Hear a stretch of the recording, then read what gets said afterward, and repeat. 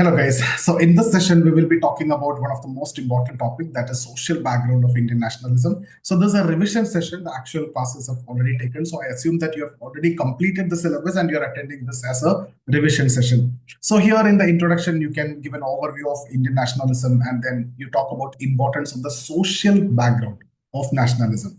There are other dimensions also, but we focus more on social background because the question is social background of Indian nationalism.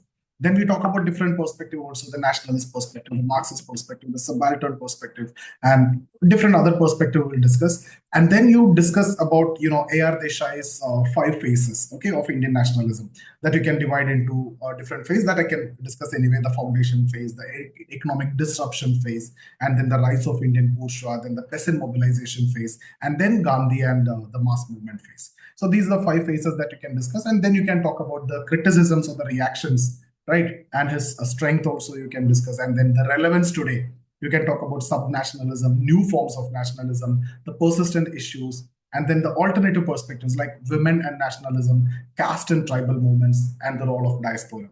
And then conclude by talking about the complexity of Indian nationalism, relevance of A.R. Desai, and also the need for inclusive nationalism. So this is how this topic need to be covered. So these are the areas need to be there. And again, everything depends on the question that you're getting and the space and the time that you have.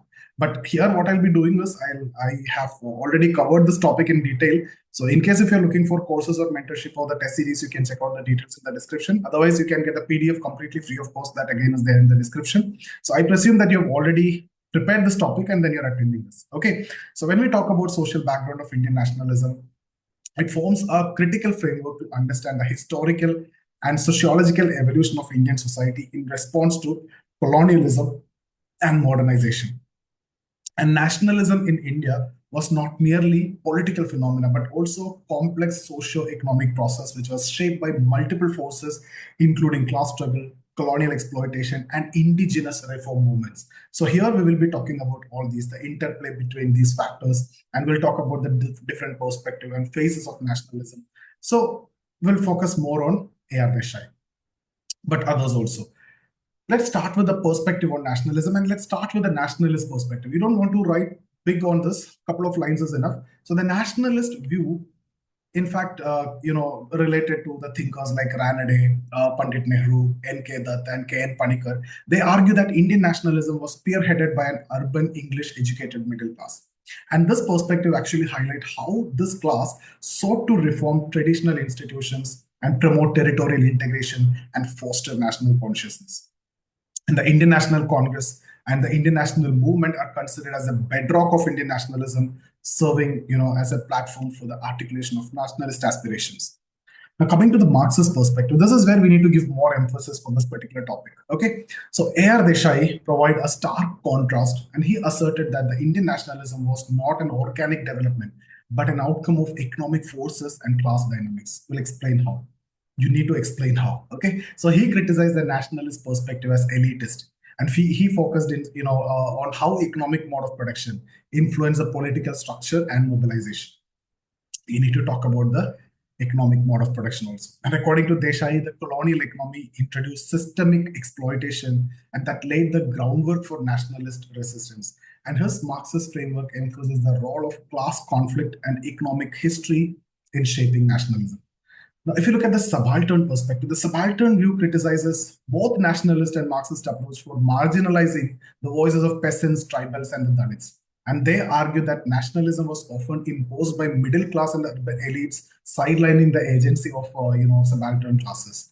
And this perspective, in fact, emphasizes the need to study nationalism from below, focusing on the struggles and contributions of the marginalized groups. These are different perspectives on nationalism. Now let's talk about A.R. Desai's five phases of Indian nationalism. So what the first phase? 1800 to 1850. Okay, this is a broad phase, and this is the foundation. So British introduced, right, after especially 1793, from the time of Cornwallis onwards.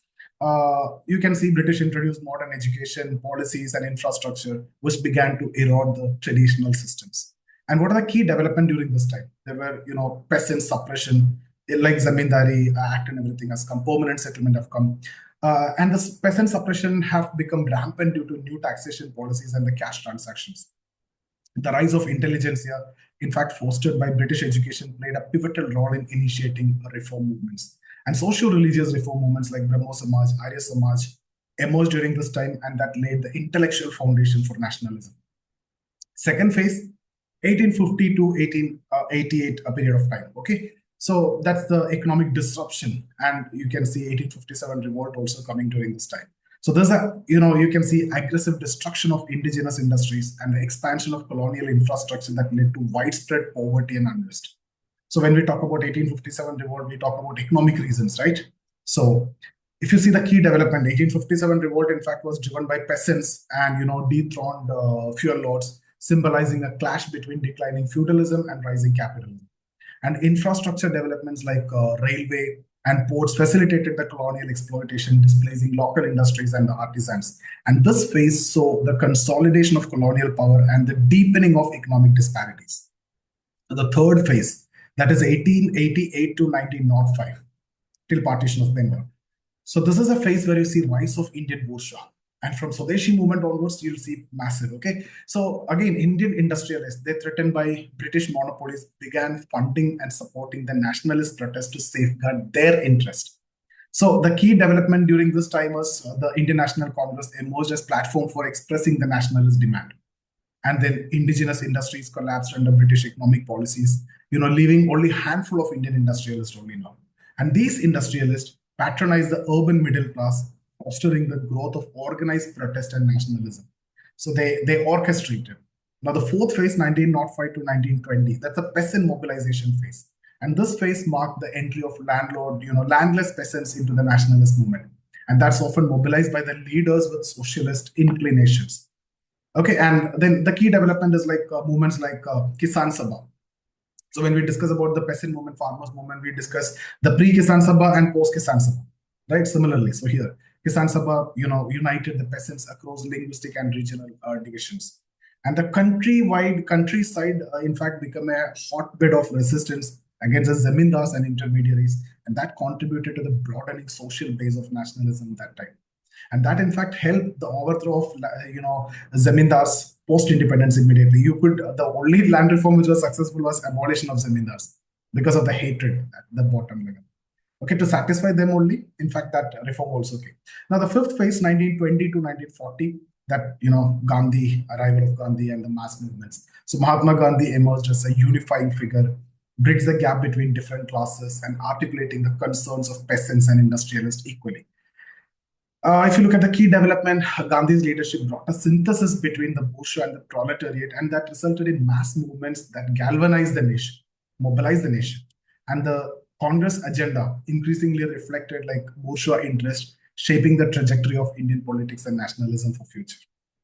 What are the criticisms? What are the reactions? Ramachandra Guha challenges Desai's portrayal of Gandhi as bourgeois leader, emphasizing his role as a statesman who effectively mobilized the masses. General, normal criticism only. Ramachandra Guha is a historian. Again, Yogendra Singh criticized Desai for ideological bias and detachment from the actual ground realities. And Andre Bethé argued that Desai's empirical data selectively interpreted to fit the Marxist theories. M.N. Srinivas highlight the strength of India's diversity as a unifying force, which is contrary to Desai's, emphasis on class conflict. Of course, that is his perspective. And Gail Ormwood points out Desai's neglect of caste and Dalit specific inequalities, which are central to understanding Indian society. So Dalit sociologist. And what are the strengths? So despite criticisms, Desai's framework offers valuable insight into the economic underpinnings of nationalism and challenges the elitist narratives of traditional historiography. So now you can talk about relevance and content. Relevance, you can talk about subnationalism. Subnationalist movement based on culture, language, and territory continue to shape Indian politics. So these movements promote unity within communities, but they often challenge the broader concept of nationalism. And then the new forms of nationalism, the events like cricket matches, right? Cricket nationalism, scientific achievement, and the national disaster, in fact, foster a sense of collective identity. And that's showcasing how nationalism adapt to contemporary context. So this is something which you can write as new forms of nationalism. Neo-nationalism, okay? And persistent issues are there. The resurgence of caste and regional inequalities highlight the unfulfilled promises of inclusive nationalism. and calling for renewed efforts that towards the equity and justice. So that is again highlighting the relevance. You also can bring in alternate perspectives like women and nationalism. Women played a significant but underrepresented role in the nationalist movement, and their contributions highlight the intersectionality of gender and nationalism. Elaborate on this because it can be a potential 10-marker also. Caste and tribal movements, we did this separately anyway. Nationalism often marginalized, Dalits and tribals, using their participation as a symbolic rather than, substantive contribution. Just like women, you can see. But women got some more attention compared to, tribes and the backward caste. Role of diaspora. Indian diaspora, like Canada and all, significantly influenced the international perception of nationalism and provided financial and intellectual support to the movement. How can I conclude this? See, the social background of Indian nationalism underscores the complexity of nationalism as a socio-economic and political phenomenon. A.R. Desai's Marxist perspective offer a critical lens to analyze its evolution in the 5 stages, focusing on the interplay of class dynamics and economic exploitation, but alternative perspectives that remind us of the need to include the diverse voices from women to Dalits to subaltern groups to fully understand the rich heritage of Indian nationalism. So, in today's context, nationalism continues to be both a unifying force and source of contention, and that's reflecting in the contradictions and aspirations of Indian society. So, guys, that's about this session. I hope you got some value from this video, but I'm expecting that you're attending this session only after completing the topic. Otherwise, this is not going to help you. If it is a revision, I'm sure that this will help you than anything else. And in case if you like the video, share it with your friends also if you find it helpful for them. And in case if you're looking for any sociology mentorship or test series or the course, check out the details in the description and see you in the next video. Thank you so much.